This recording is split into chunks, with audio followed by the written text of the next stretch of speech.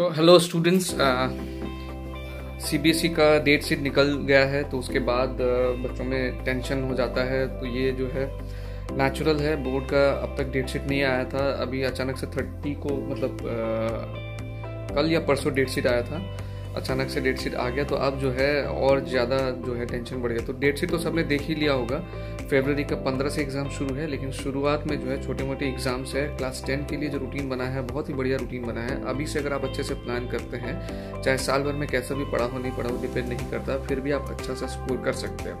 क्योंकि 25-26 से आपका मेन एग्ज़ाम शुरू हो जाता है और 3 या 4 को शायद साइंस है, उसके बाद बीच में जो है छोटे मोटे एग्ज़ाम है, फिर कम से कम 4 के बाद से अगला 13 को शायद कंप्यूटर से रिलेटेड जो सब्जेक्ट है वो है। उसके बाद फिर आपका 15, 17, 21, 15 को है सोशल साइंस, 17 को है हिंदी एंड 21 को मैथमेटिक्स है। तो ये साइंस के बाद में जो है अच्छा खासा गैप यहाँ पे मिल जा रहा है।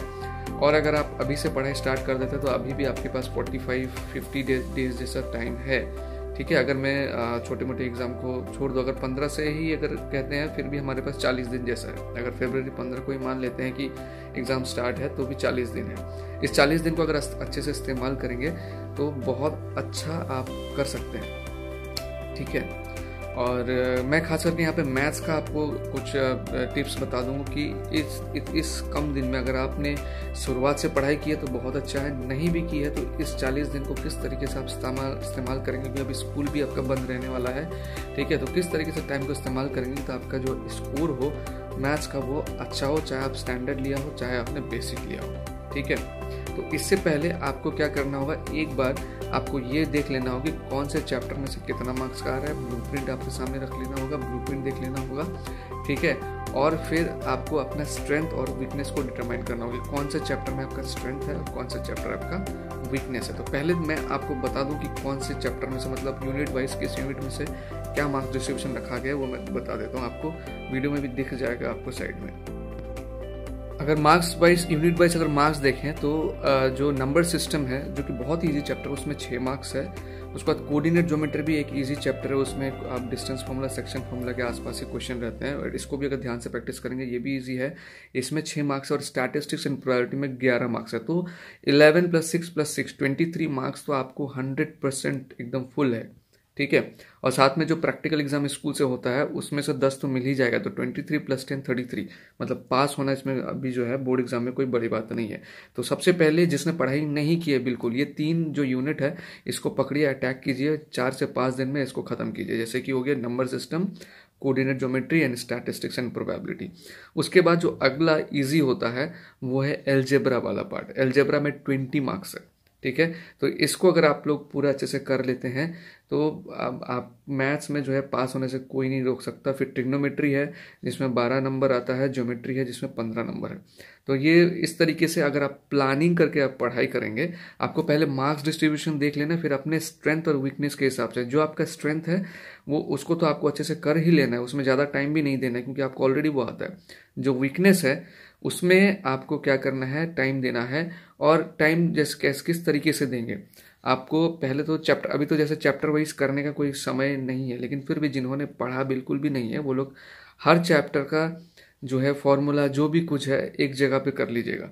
और उसके बाद आप क्या कीजिएगा, जो सैम्पल पेपर्स है उसको सॉल्व कीजिएगा, क्वेश्चन बैंक है उसको सॉल्व कीजिएगा। आपको बुक में से हर क्वेश्चन करने की अभी बिल्कुल ज़रूरत नहीं है। जैसे ओसवाल का हो गया या आर्यन का हो गया, इसमें 10-10, 15-15 सैम्पल पेपर मिल जाते हैं। अगर ये भी आपने सॉल्व कर लिया तो भी बहुत है। अभी आपके पास हाथ में पूरा 40 डेज है, जिसमें से आपको मैथ्स के लिए हर दिन 4 से 5 घंटा भी एनफ है। अगर आप मतलब 4 से 5 घंटा इसलिए बोल रहे हैं, अगर आप एक सैम्पल पेपर भी लेके भी बैठते हैं तो 3 घंटा आपको उसको सॉल्व करने में लग जाएगा, और 1 से 1.5 घंटा जो क्वेश्चन आप नहीं सके उसको दोबारा से प्रैक्टिस करने के लिए मैं बोल रहा हूँ 5 घंटा। अदरवाइज 2-3 घंटा भी एनफ है। पर डे भी अगर देते हैं, जैसे कि 15 या 16 चैप्टर है, आप टारगेट कीजिए कि हर दिन एक एक चैप्टर का रिवीजन कर लीजिए। पहले फर्स्ट 15 डेज में तो हर दिन एक एक चैप्टर का रिवीजन कर लीजिए, और जो चैप्टर आपका मान लीजिए स्ट्रेंथ है उस दिन पे उस चैप्टर के साथ 1-2 चैप्टर एक साथ कर लीजिएगा। जो चैप्टर आपका वीकनेस है उसमें आप 1-2 दिन एक्स्ट्रा लगाइएगा। तो कोशिश कीजिएगा जनवरी 15 के अंदर पूरा का पूरा बुक एक बार आपका रिवीजन हो जाए। ठीक है। वैसे भी काफ़ी सारे स्कूल का प्री बोर्ड चल रहा है तो रिवीजन होना ही है। रिवीजन हो जाए उसके बाद आप फिर बैठ जाइएगा सैम्पल पेपर लेके, सैम्पल पेपर सॉल्व करना है पूरा इस तरीके से कि जैसे आप एग्ज़ाम देने बैठे हो, ठीक है। और हर सैम्पल पेपर सॉल्यूशन, चाहे वो सॉल्यूशन वाला हो विदाउट सॉल्यूशन वाला हो, पहले आप सॉल्यूशन वाला कर लीजिए, कोई दिक्कत नहीं है। लेकिन सॉल्यूशन वाला जब करने बैठेंगे ऐसा नहीं कि क्वेश्चन के आप सॉल्यूशन देख देख के लिख ले रहे हैं। आप पहले कोशिश कीजिए, नहीं आता है तो सॉल्यूशन देखिए, फिर उसको सॉल्व कीजिए। फिर भी नहीं हो रहा है सॉल्यूशन देखने में समझ नहीं आ रहा है, फिर पूछ लीजिए। इस तरीके से 8-10 जितने भी विद सॉल्यूशन वाला है उसको पहले सॉल्व कर लीजिए, फिर विदाउट सॉल्यूशन वाला जो है उसको भी अटेम्प्ट कीजिए। देखिए कितने टाइम पे आप खत्म कर पा रहे हैं और चेक कराइए टीचर से कि कितना सही हो पा रहा है। साथ में जो सीबीएसई के वेबसाइट में जो सैम्पल पेपर है उसको तो बिल्कुल नहीं छोड़ना है, उसको भी सॉल्व कर लेना है। बस ये काम अगर आप कर लेंगे तो मैथ्स में तो मतलब अच्छा ही नंबर आएगा, फेल हो ही नहीं सकते। क्योंकि बता ही दिया ना मैंने, स्टैटिस्टिक्स प्रोबेबिलिटी 11 नंबर का है, नंबर सिस्टम में से 6 नंबर का है, कोऑर्डिनेट ज्योमेट्री से 6 नंबर का है, तो 23 नंबर ये तो है सबको मिलने चाहिए। जिसको इतना भी नहीं आता उसने फिर कुछ पढ़ाई नहीं किया है।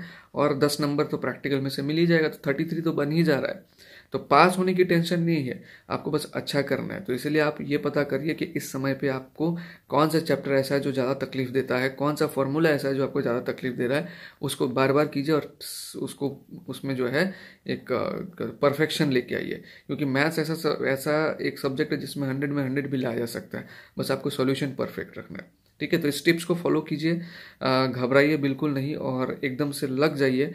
तो देखना जो आपका मैथ्स एग्ज़ाम है वो बहुत अच्छा हो। क्योंकि कोरोना के बाद ये फर्स्ट, और हाँ ध्यान रखना है कि जो टाइप्स ऑफ क्वेश्चन है उसमें काफ़ी बदलाव है। मतलब अभी जो है ज़्यादा से ज़्यादा आपका रिमेंबरिंग पे फोकस है, मतलब एमसीक्यू टाइप क्वेश्चन, ये सब बहुत ज़्यादा क्वेश्चन है, सेक्शन ए में ज़्यादा क्वेश्चन है। तो जितना हो सके इस तरीके का क्वेश्चन आपको प्रैक्टिस करना है। और सैम्पल पेपर जो आप रेडीमेड खरीदते हैं मार्केट में उसमें सब कुछ है, ठीक है। आपको अलग से कुछ सोचने की ज़रूरत ही नहीं है। बहुत जन को बहुत सारे स्कूल से मटेरियल्स मिल जाते हैं, उसको कीजिए और बस प्रैक्टिस करते रहिए मन से। बोर्ड एग्जाम है इसका कोई जो डर है उसको निकाल दीजिए, कोई डरने वाली बात नहीं है, आपको सिर्फ अपना प्रैक्टिस करना है, ठीक है। प्रैक्टिस अच्छे से करेंगे तो आपका फल भी आपको अच्छा मिलेगा।